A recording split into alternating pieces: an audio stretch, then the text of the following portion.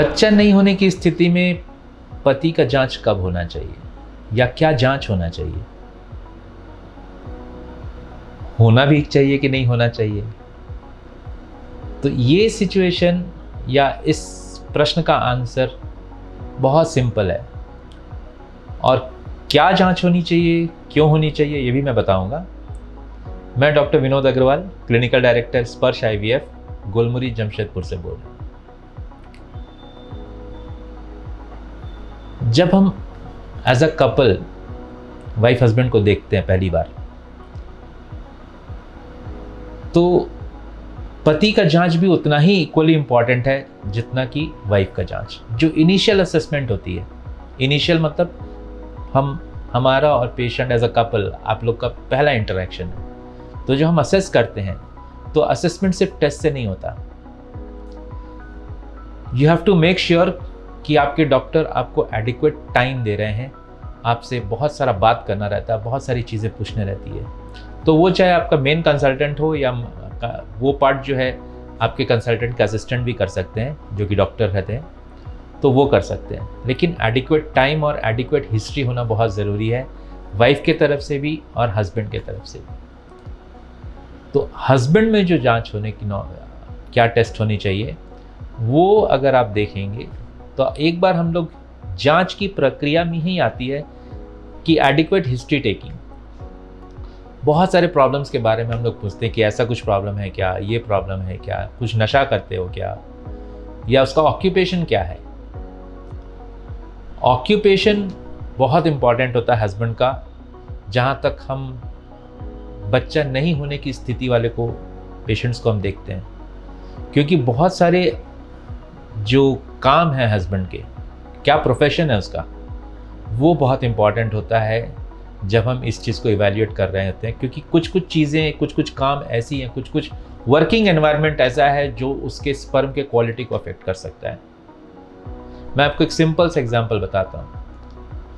जो लोग बहुत ज़्यादा हीट एक्सपोजर होता है जिनका, हीट मतलब मौसम वाला हीट नहीं, एक्सेस हीट, लाइक आप कुक हैं, शेफ हैं, या फिर एक सिंपल कोई भी बहुत बड़ा कोई इवेंट है, वहाँ पे तो आप देखते हैं बड़ा बड़ा भट्टी चलता रहता है, चूल्हा जला हुआ रहता है, तो उसका हीट आप समझ सकते हैं कितना होता होगा।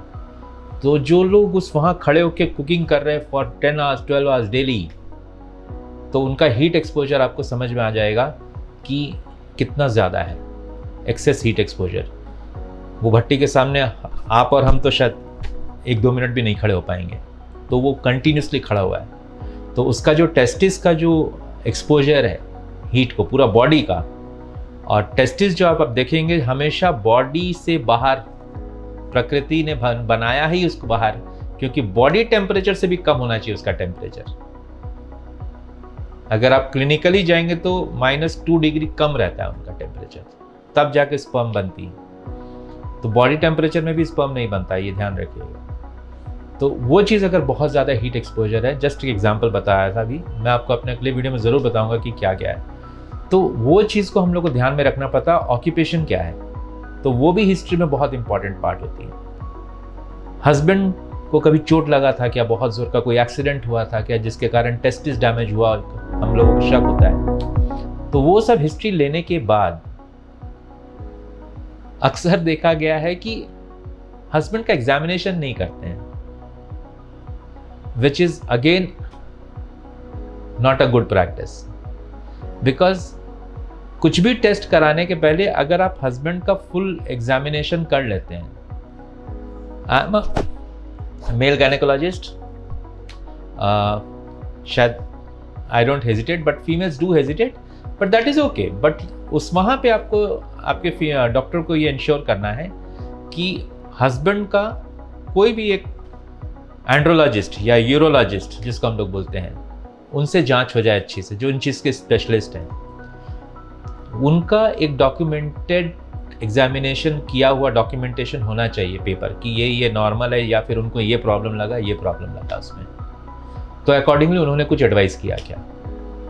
और एज अ गायनेकोलॉजिस्ट जब मैं एग्जामिन करता हूँ अपने दोनों पेशेंट को पहली बार, वाइफ को भी प्लस हस्बैंड को भी, तो वैसे सिचुएशन में हस्बैंड का हम लोग प्राइवेट पार्ट्स बहुत अच्छे से भी एग्जामिन करना पड़ता है, क्योंकि वहाँ पे ही कुछ कुछ क्लूज मिल जाते हैं कि शायद इसका स्पर्म में कुछ गड़बड़ी मिल सकती है। तो वहाँ से हमारा जो संदेह है वो बढ़ता जाता है, और नॉर्मल है तो वैसे पता चल जाता है कि शायद नॉर्मल होना चाहिए, इसमें कुछ प्रॉब्लम नहीं होना चाहिए। तो जांच जो है हस्बैंड की भी होनी बहुत ज़रूरी है। वो जांच करने के बाद जब हम वापस आते हैं अपने क्लिनिक में, तब हम उनको सबसे पहला टेस्ट बताते हैं कि हस्बैंड का सीमेन टेस्ट।